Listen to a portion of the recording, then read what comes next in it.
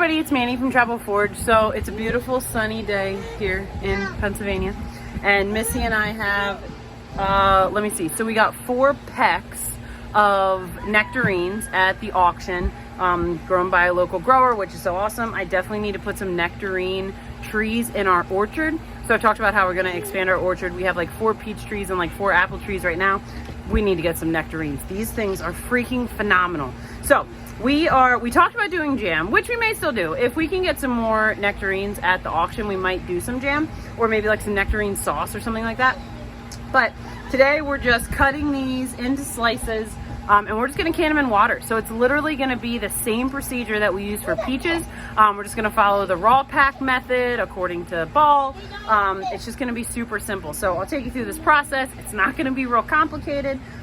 So you can wash these and then just get them cut. As always, we got our chicken bucket and our bucket that we're gonna use to load our jars. So I'll take you through this process. All right, so we're finished cutting these. Nectarines are very interesting. So some of them were super ripe, some of them were not as ripe. So some of them almost got cut like an apple, and some of them kind of got cut like a peach. So we have, I don't know, probably half a 5-gallon bucket's worth of chicken scraps, which is awesome. And I know I'll get this question. No, the chickens don't eat the pits. They just pick off all the stuff. And then like Missy and Jeremy rotate their chicken, so they'll pull all that stuff out and probably throw it in their compost or whatever. If they were going to my house, I would throw them in, the chickens would pick them all apart, and then those pits would just, I do like a carbon diaper method because we have a static coop. So I just like throw in leaf clippings and old hay and straw and whatever, and all that stuff just composts in. So that's the story with that. So we have this 5-gallon bucket full of nectarines. We're gonna get our jars out here, get these filled, put the water in, and get them in the canner. These can be water bath cans, they're acidic, they don't have to be pressure cans, so this is super easy. All right, so we got 17 quarts of nectarines. We left some out for the kids to eat because these are freaking delicious. What's the processing time? 30 minutes. So we're gonna drop these in the water bath canner. As usual, we just top these off with water. If you watch my video on peaches, we don't use fruit fresh, we don't use sugar. It's not necessary. They really don't turn like a darker color. I had a bunch of questions about that when I did peaches because I don't use fruit fresh. It's just really not necessary, and they're super sweet, so you don't need the sugar. The sugar doesn't affect the safety of the canning, and neither does the fruit fresh. So we literally just top these off with a little bit of water. I'll caution you that sometimes I got some comments on peaches because people were like, well, I did my peaches and then I had, this much liquid in the bottom and this much peaches. So cram them in there as best you can. You really shouldn't have that much water in your jars.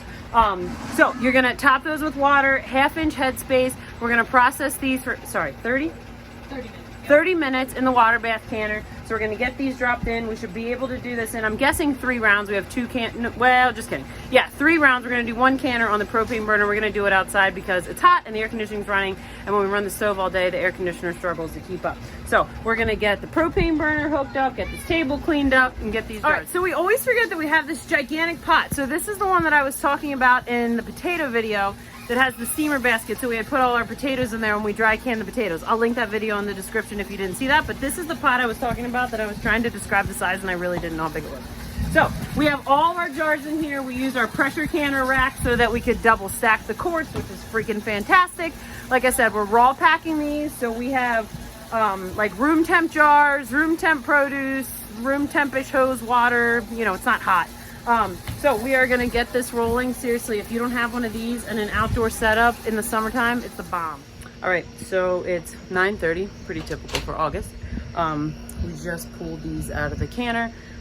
This is, again, I just can't tell you how awesome this is when you wanna do a bulk amount of jars. So these all look fantastic. This went really well.